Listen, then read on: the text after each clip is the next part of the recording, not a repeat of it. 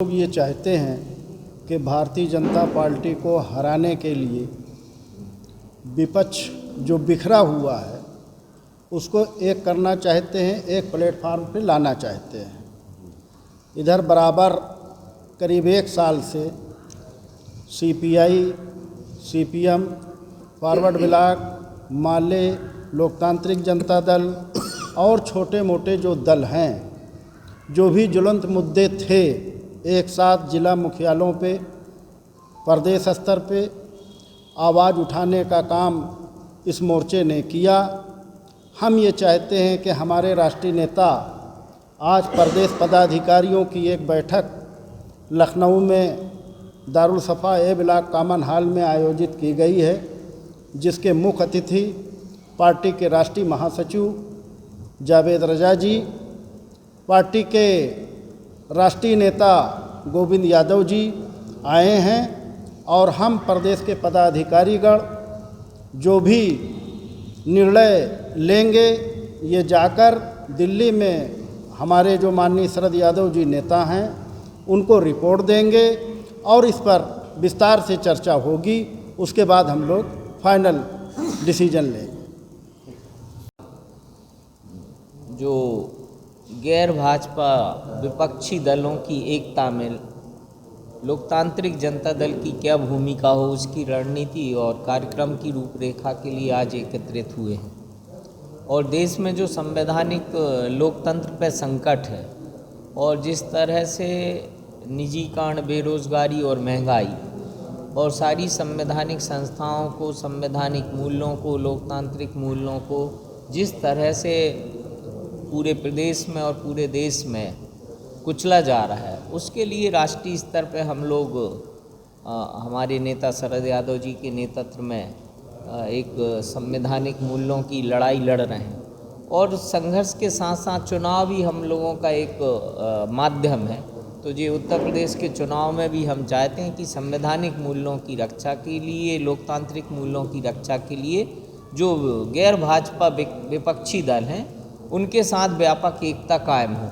अभी यहाँ जो लोकतांत्रिक जनता दल का वामपंथी पार्टियों के साथ हम लोगों का जो है एक संघर्ष का लंबा कार्यक्रम पिछले कई सालों से चल रहा है और हम लोग चाहते हैं कि चुनाव में भी जो लोकतांत्रिक धर्मनिरपेक्ष ताकतें हैं वो इस संवैधानिक लोकतंत्र को बचाने के लिए, लोकतांत्रिक मूल्यों को बचाने के लिए एक मंच पे आके काम करें और इस संवैधानिक संकट से मुकाबला करने के लिए एक बड़े मंच के रूप में उत्तर प्रदेश एक आंदोलन की धरती और देश का इतिहास पूरा जो है गंगा किनारे ही का इतिहास है और यहाँ से एक देश को नई दिशा हमेशा मिलती रही है।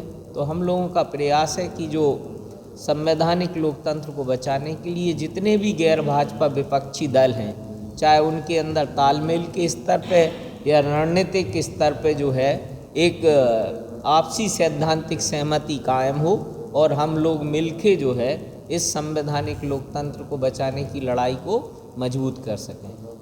सचिव जावेद रजा जी हैं, पार्टी के राष्ट्रीय वरिष्ठ नेता गोविंद यादव जी। सर, किस लिए यहाँ पे कॉन्फ्रेंस की जा रही है, उसका उद्देश्य क्या है? इसका सिर्फ एक उद्देश्य है, आगामी विधानसभा के चुनाव जो 2022 में होंगे, हमारी पार्टी उन चुनाव में मजबूती के साथ अपनी भागीदारी करेगी। और हमारा ये भी प्रयास रहा है कि उत्तर प्रदेश में जितने भी विपक्षी दल हैं उनसे संपर्क करके, क्योंकि हमारा एक उद्देश्य ये है कि विपक्ष का वोट का बंटवारा न हो पाए। अभी तक हम लोगों का यही प्रयास है, उसमें हम कहाँ तक सफल होंगे ये तो आने वाला समय बताएगा, लेकिन हमारा प्रयास जारी है। पिछले दिनों ये यहाँ के उत्तर प्रदेश के अध्यक्ष हैं और इन्होंने कई बैठकें वामपंथी दलों के साथ मिलकर की थी और आगे भी उनके साथ हम बैठकें करेंगे। और आने वाले दिनों में जो उत्तर प्रदेश के और छोटे छोटे दल हैं, राजनीतिक दल हैं, वो भी हमारे साथ आने का विचार कर रहे हैं, क्योंकि हम एक कॉमन मिनिमम प्रोग्राम के ऊपर और इस चुनाव में अपनी भागीदारी तय करेंगे।